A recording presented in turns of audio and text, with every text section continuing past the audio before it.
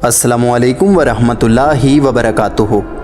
नाज़रीन ग्रामी, आज से 4 या 5 दिन पहले सऊदी अरब में एक सुर्ख रेत का तूफ़ान आया जिसने तकरीबन पूरी मुस्लिम उम्मा का ध्यान अपनी तरफ खींच लिया। बहुत सी वीडियोज़ आपने देखी होंगी जिनमें ये बताया जा रहा है कि ये क़यामत की निशानी है और बहुत से लोग इसकी मुखालफत भी कर रहे हैं। हकीकत क्या है, आज की इस शॉर्ट वीडियो में हम यही जानेंगे ताकि आप हकीकत से बाखबर हो जाएं। तो चलिए शुरू करते हैं अपना मालूमाती सफ़र। सब्सक्राइब करें डिस्कवर उर्दू नॉलेज को और साथ में मौजूद बेल आइकन को भी दबा दें ताकि हमारी हर नई आने वाली वीडियो की नोटिफिकेशन आपको सबसे पहले मिल सके। नाज़रीन ग्रामी, पहली बात यह है जो सुर्ख रेत का तूफ़ान आया ये सऊदी अरब से पहले चाइना में आया था, लेकिन उस वक़्त इसे महज एक तूफ़ान ही समझा गया और हकीकत टीवी वगैरह ने तो इसे चाइना का मौसमियाती तब्दीली का तजुर्बा करार दिया। फिर सैयद ज़ैद अहमद ने भी यही कहा और इसे 2030 के मंसूबे का हिस्सा करार दिया। लेकिन सैयद ज़ैद अहमद ने सऊदी अरब में आए तूफ़ान के बारे में कहा।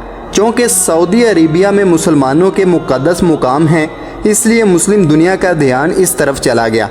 अब इसे क़यामत की निशानी भी बताया जा रहा है, तो इसमें कोई शक नहीं है कि ये क़यामत की निशानियों में से एक निशानी है। लेकिन जो साथ में लफ्ज़ इस्तेमाल किया जा रहा है कि ये अब पूरी हुई है, तो ये थोड़ा सा गलत है। देखें, सहाबा कराम रज़ी अल्लाह ताला अन्हु फरमाते हैं कि नबी करीम सल्लल्लाहु अलैहि वसल्लम की गुफ्तगू की एक खूबसूरती ये भी थी कि आप जब अल्फाज का चुनाव करते तो वो एक बात कई चीज़ों की तरफ इशारा करती, वो फ्यूचर का भी बताती और प्रेजेंट का भी।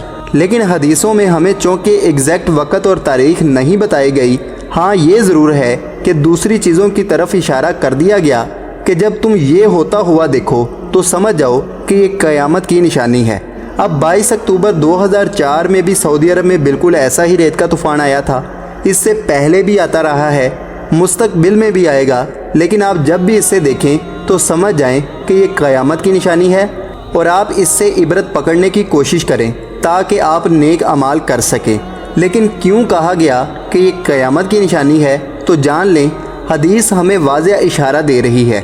हज़रत अबू हुरैरा रज़ी अल्लाह ताला अन्हु से रवायत है कि हज़ूर करीम सल्लल्लाहु अलैहि वसल्लम ने फरमाया कि जब माले गनीमत सिर्फ़ अमीरों की दौलत ठहराई जाए, मर्द अपनी औरत की अतात और माँ की नाफरमानी करेगा, जब आदमी अपने दोस्त से करीब होगा और बाप को दूर करेगा, जब मस्जिदों में शोर मचाया जाएगा, कौम का सरदार उनका फासिक होगा और जब कौम का लीडर कमीना आदमी होगा और आदमी की इज्जत इसके शर से बचने के लिए की जाएगी, जब गाने वाली औरतें और किस्म किस्म के बाजे ज़ाहिर होंगे, अलानिया शराब पी जाएगी और जब उम्मत के पिछले लोगों को बुरा कहा जाएगा, तो उस वक़्त तुम इन चीज़ों का इंतज़ार करना। नंबर 1 सुर्ख आंधी, नंबर 2 ज़लज़ले, नंबर 3 ज़मीन में धंसना, नंबर 4 सूरतें मस्क होना, नंबर 5 पत्थरों का बरसना, नंबर 6 और क़यामत की बड़ी बड़ी निशानियों का पै दर पै ज़ाहिर होना कि गोया वो मोतियों की टूटी हुई लड़ी है जिससे लगातार मोती गिर रहे हैं। अब खुद अंदाज़ा करें कि क्या ये क़यामत की निशानी ज़ाहिर नहीं होती। आज माले गनीमत अमीरों की दौलत ठहराई जाती है। बीवी के लिए माँ बाप को घरों से निकालते हुए लोगों को हम रोज़ देखते हैं और इसकी ज़िंदा मिसाल ओल्ड हाउसेज़ हैं। आज हम अपने दोस्त के करीब हैं, बाप से दूर हैं।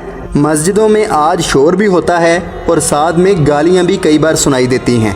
आज कमीने से कमीना आदमी आपको हुक्मरान नज़र आएगा। बुरे लोगों की आज इज़्ज़त सिर्फ़ इसलिए की जाती है कि वो कहीं हमें नुकसान ना पहुंचा दें। आज नाचने गाने वालियों की कसरत है और बल्कि आज के दौर में तो तमगा इम्तियाज़ भी दिया जा रहा है। किस्म किस्म के बाजे मौजूद हैं। शराब आज ऐलान करके पी जाती है और हमारे मुआशरे का हर तीसरा शख्स शराब पीता है। और आज क्या बुज़ुर्गों और उम्मत के पिछलों को बुरा और गालियाँ नहीं दी जा रही? ये चीज़ें हमें आगाह कर रही हैं कि ये क़यामत की निशानी है। और देखें, ये है भी पहले नंबर पर है। अब जो वीडियो सोशल मीडिया पर हैं, इनका भी किसी को मालूम नहीं कि ये नई है या पुरानी है। इससे वैसे इतना फ़र्क पड़ता नहीं है। आप ये वीडियो जो देख रहे हैं, ये जहाज़ के पायलट ने बनाई है और वो खौफो हिरास का इजहार भी कर रहा है। तो दोस्तों, उम्मीद करता हूँ कि ये छोटी सी कोशिश آپ کے علم میں اضافے کا سبب بنی ہوگی۔ ویڈیو پسند آئے تو ویڈیو کو لائک کریں، چینل کو سبسکرائب کریں، اپنا اور اپنے دوستوں کا خیال رکھیں۔ اللہ حافظ، اللہ نگہبان۔